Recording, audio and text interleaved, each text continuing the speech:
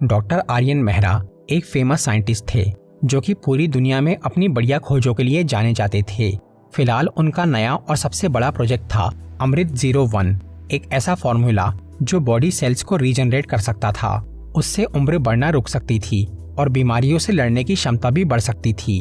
अगर ये प्रोजेक्ट सफल होता तो दुनिया से मौत का नामो निशान मिट जाता, लेकिन वो फॉर्मूला अधूरा था। उसे पूरा करने के लिए एक खास फूल या जड़ी बूटी ब्लू नेक्सस ऑर्किड की जरूरत थी, जो सिर्फ हिमालय की बर्फीली घाटियों में ही मिलता था। इस फूल का कुछ पुरानी किताबों में ही जिक्र था और इसकी खोज में आज तक कई वैज्ञानिक अपनी जान गंवा चुके थे, पर उस फूल के बिना आर्यन का प्रयोग सफल नहीं हो सकता था। इसलिए उसने उसे हासिल करने का फैसला कर लिया। आर्यन जानता था कि ये मिशन आसान नहीं होगा, लेकिन वो इसके लिए अपना सब कुछ दांव पे लगाने को राजी था। फिर जब वो हिमालय में जाने के लिए तैयार हो गया तो आर्यन के साथ एक लड़की भी शामिल हो गई। वो थी आशा वर्मा, एक पत्रकार जो कि इस रहस्यमयी खोज को दुनिया के सामने लाना चाहती थी। सफर पे जाने से पहले आशा ने आर्यन से पूछा, अगर तुम सच में अमरता खोज लोगे तो क्या होगा? आर्यन ने आत्मविश्वास से कहा, हम इंसानों की सबसे बड़ी कमजोरी मृत्यु को हरा देंगे। और इसी के साथ अमृत की खोज शुरू हुई। दोनों ने बहुत मुश्किल यात्रा की। बर्फीली हवाओं और खतरनाक पहाड़ों को पार करते हुए वो शिव शिखर नाम की एक रहस्यमयी गुफा तक पहुंचे, जहां उस फूल यानी जड़ी बूटी के होने की संभावना थी।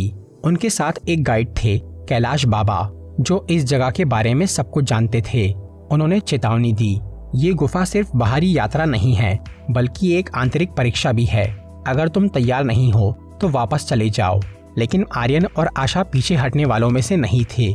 जैसे ही वो गुफा में घुसे, वहाँ एक अजीब रोशनी फैली और अचानक दोनों अलग अलग जगहों पर पहुँच गए, जहाँ उनकी परीक्षा चालू हो गई।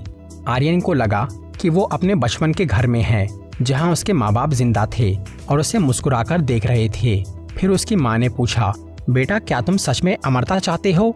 आर्यन ने जवाब दिया, हाँ। माँ ने फिर पूछा, क्या तुमने सोचा है कि इसका दुनिया पर क्या असर होगा? आर्यन चौंक गया। ये सिर्फ एक भ्रम था जो उसकी परीक्षा ले रहा था। उसने खुद को किसी तरह इस जाल से बाहर निकाला और देखा कि आशा भी अपने अंदर के डर और लालच से लड़ रही है। फिर आशा ने कहा, ये जगह हमें रोकना चाहती है। तब आर्यन ने जवाब दिया, ये हमें सोचने पर मजबूर कर रही है। इसके बाद वो दोनों आगे बढ़े और गुफा के आखिरी दरवाजे पर पहुंचे, जहां एक एआई गार्डियन उनका इंतजार कर रहा था। ये कोई साधारण मशीन नहीं थी, बल्कि प्राचीन तकनीक और आधुनिक विज्ञान का मेल था।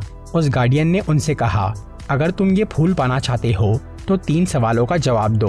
पहला सवाल, सबसे कीमती चीज क्या है जिसे कोई चुरा नहीं सकता? आर्यन ने जवाब दिया, ज्ञान। दूसरा सवाल, अगर इंसान अमर हो जाए तो सबसे बड़ा खतरा क्या होगा? आर्यन ने थोड़ा सोचा और कहा, संस्कारों और मूल्यों का अंत। अगर मौत नहीं होगी तो नैतिकता भी खत्म हो जाएंगी। तीसरा सवाल, अमृत का असली हकदार कौन है? आर्यन ने एक लंबी सांस ली और कहा, जो इसे अपने लिए नहीं बल्कि पूरी मानवता के लिए चाहता है। तब वो मशीन शांत हो गई और दरवाजा खुल गया। अब वो दोनों गुफा की गहराई में पहुंचे, जहां अमृत देने वाला फूल खिला था। लेकिन जैसे ही आर्यन ने उसे छूने की कोशिश की, चारों ओर से काले साये निकलने लगे। ये थे शाश्वत रक्षक, कुछ अमर आत्माएं जो इस फूल की रक्षा कर रही थी। फिर एक रक्षक ने जोर से कहा, कोई भी इंसान इस फूल को नहीं ले सकता। आशा ने पूछा, क्यों? तो उसने जवाब दिया, क्योंकि इंसान लालची है। अगर अमृत मिल गया तो कोई मृत्यु से नहीं डरेगा और लोग जीवन की कद्र करना छोड़ देंगे। तब आर्यन ने उस फूल को गौर से देखा। वो सालों से इसके पीछे था। उसने मन में सोचा, क्या वाकई ये दुनिया इसके लिए तैयार है? अगर इंसान अमर हो जाए तो दुनिया कैसी होगी? युद्ध कभी खत्म नहीं होंगे, रिश्तों का महत्व कम हो जाएगा, संभावनाओं का अंत हो जाएगा, क्योंकि हर कोई हमेशा जिंदा रहेगा। तब आशा ने चौंक कर उससे पूछा, तुम क्या कर रहे हो? आर्यन ने कहा, मैं अब समझ गया हूँ, अमरता जरूरी नहीं है, जरूरी है एक सार्थक जीवन जिसे लोग याद रखे। ये सुनकर वो रक्षक मुस्कुराए और धीरे से गायब हो गए। फिर आर्यन और आशा वहाँ से लौट गए। उनके हाथ खाली थे, लेकिन अब उनकी सोच बदल चुकी थी। फिर जब वो लेबोरेटरी पहुंचे तो उनके एक साथी ने पूछा, क्या अमृत नहीं मिला? आर्यन मुस्कुराया और कहा, अमृत मिला, लेकिन हमने जाना कि अमरता मौत से बचने में नहीं बल्कि अपने कर्मों से याद किए जाने में है। इस तरह अमृत की खोज अमरता के लिए नहीं बल्कि जीवन के असली अर्थ को समझने के लिए थी। तो दोस्तों, ये थी एक छोटी सी कहानी।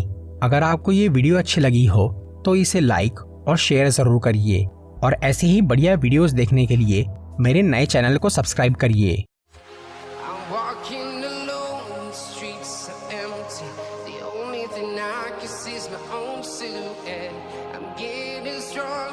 Step by step, the clock is ticking, but there's no time for me.